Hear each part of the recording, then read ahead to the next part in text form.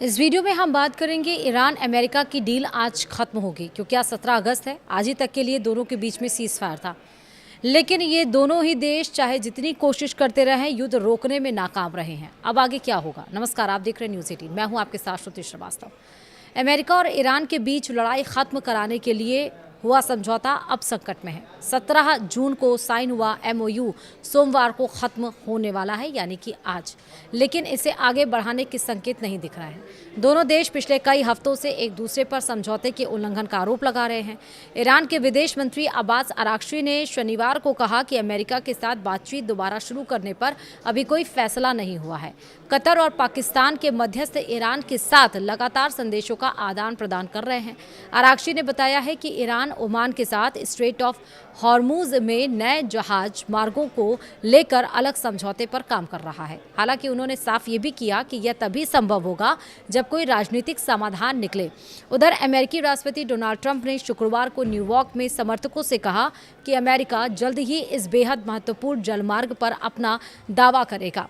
ऐसे में हॉर्मुज को लेकर दोनों देशों के बीच तनाव कम होने के बजाय और बढ़ता दिख रहा है। ट्रंप और ईरानी राष्ट्रपति मसूद पेशकियान के बीच 17 जून को हुआ समझौता तब 3 महीने से ज़्यादा समय से चल रही जंग रोकने के लिए था। इसके तहत दोनों पक्षों ने सैन्य कार्रवाई को तत्काल और स्थायी रूप से खत्म करने की बात कही थी।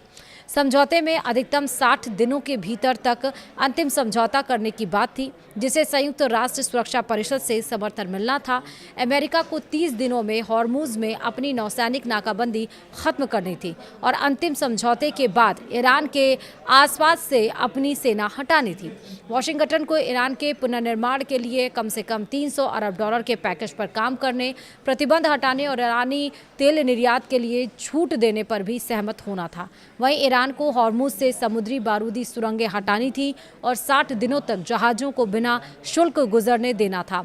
ईरान ने परमाणु हथियार हासिल नहीं करने पर परमाणु संवर्धन जैसे मुद्दों पर बातचीत करने की बात भी कही थी। और इसी बीच ईरान के पूर्व राष्ट्रपति मोहम्मद खतामी ने लंबे समय तक युद्ध चलने के खिलाफ चेतावनी दी। उन्होंने अमेरिका और इजरायल पर भरोसा नहीं होने की बात कही, लेकिन साथ ही तनाव से निपटने के लिए संतुलित कूटनीति की जरूरत भी बताई। खतामी ने कहा है कि ईरान विदेशी दबाव और हमले के बावजूद कायम रहेगा, लेकिन देश को अपनी अंदरूनी समस्याओं पर भी ध्यान देना होगा। उन्होंने कहा कि आम लोग लगातार युद्ध के साथ नहीं जी सकते और ऐसी स्थिति में रोजमर्रा की जिंदगी चलाना मुश्किल है।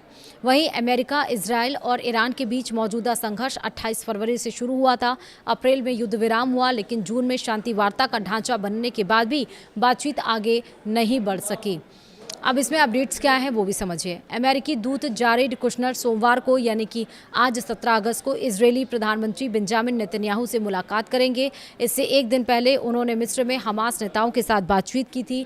बैठक का मकसद अमेरिका समर्थित गाजा शांति योजना को फिर से आगे बढ़ाना है, जिसे इजरायल ने अब तक स्वीकार नहीं किया है, जबकि हमास ने इसका समर्थन किया। नेतन्याहू का कहना है कि किसी भी समझौते में हमास का वास्तविक रूप से निरस्तीकरण सुनिश्चित होना चाहिए। AFP के मुताबिक कुशनर ने शनिवार को एल अलामीन में हमास नेता खलील अल हया से मुलाकात की और समूह से निरस्तीकरण की दिशा में ठोस और सत्यापित कदम उठाने को कहा है। वहीं 3 डेमोक्रेट सांसदों ने दक्षिण कोरिया के साथ संयुक्त सैन्य अभ्यास घटाने के डोनाल्ड ट्रंप के फैसले की आलोचना की है। सीनेटर एंड किम ने कहा है कि ऐसे फैसले सहयोगियों के साथ आधिकारिक माध्यम से किए जाने चाहिए, सोशल मीडिया पर नहीं। सीनेटर मार्क केली ने संयुक्त सैन्य अभ्यासों को कमजोर करना गलत और दूरदर्शिता की कमी बताया है। वहीं कांग्रेस सदस्य परमिला जयपाल ने सवाल उठाया कि क्या ट्रंप ने लोकतांत्रिक दक्षिण कोरिया से दूरी बनाकर उत्तर कोरिया के नेतृत्व के साथ नज़दीकी बढ़ाई है। वफा न्यूज़ एजेंसी के मुताबिक इजरायली बलों ने बेथलेहम के पूर्व में अल शबावरा और जात्रा इलाके में रात में छापेमारी की। सिलवान में एक ऐसे घर के आसपास भी कार्रवाई की गई जिसे जबरन खाली कराने का आदेश दिया गया। रिपोर्ट के मुताबिक मरागा परिवार के 3 घरों को पहले ही खाली करने के आदेश दिए जा चुके हैं, जहां परिवार दशकों से रह रहे हैं। वहीं लिड शहर में 70 से ज़्यादा फिलिस्तीनी परिवारों को भी घर खाली करने का आदेश दिए जाने की बात सामने आई है। परिवारों का कहना है कि वे इजरायल की स्थापना से पहले से इन घरों में रह रहे हैं और अपने घर छोड़ने को तैयार नहीं हैं। ईरान के उप विदेश मंत्री काजेम गरीबाबादी ने इसराइल के राष्ट्रीय सुरक्षा मंत्री इतामार बेन ग्विर पर गजा में फिलिस्तीनियों की हत्या और उन्हें बाहर निकालने की योजना का समर्थन करने का आरोप लगाया है।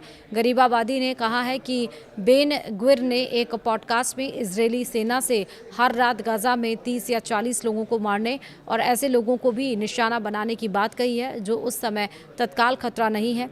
ईरानी अधिकारी ने कहा है कि बेन ग्विर गाजा से फिलिस्तीनियों को बाहर निकालने और वहां बस्तियां बसाने की बात भी कर रहे हैं।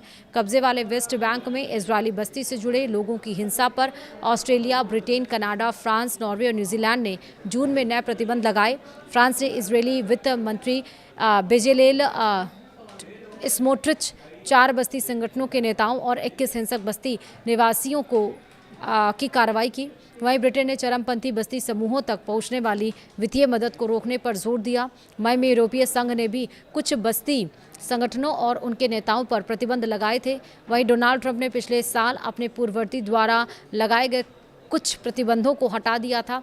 यमन की अंतर्राष्ट्रीय स्तर पर मान्यता प्राप्त सरकार ने उत्तरी अल ज़ौफ गवर्नेट में ईरान समर्थित हूतियों के ठिकानों पर तोपों से हमला करने का दावा किया। सऊदी समर्थित यमनी बालों के मुताबिक अल ज़ौफ में हूतियों के जमावड़े और ठिकानों को निशाना बनाया गया। इससे पहले सरकारी बलों ने माराबी में हूती लड़ाकों पर कई ड्रोन हमलों का दावा किया था। सेना के अनुसार शनिवार और रविवार को अलग अलग गवर्नेट में हूती ठिकानों के खिलाफ 181 अभियान चलाए गए, जिनमें दर्जनों लोग मारे गए या फिर घायल हुए। लेकिन ये सब तो अपडेट्स थी जो कुछ हुआ, लेकिन इसमें सबसे बड़ा अपडेट यही है कि आज ये सीज़फायर ख़त्म हो रहा है। कोशिश दोनों तरफ से की गई या नहीं की गई, लेकिन आरोप दोनों देशों पर लगाए गए कि वो सीज़फायर करने के लिए नहीं तैयार हैं, वो सीज़फायर करने के लिए नहीं तैयार हैं, लेकिन अब समझौता होना चाहिए और इसी के लिए कदम आगे बढ़ाया जा रहा है। फिलहाल वीडियो में इतना ही। नमस्कार।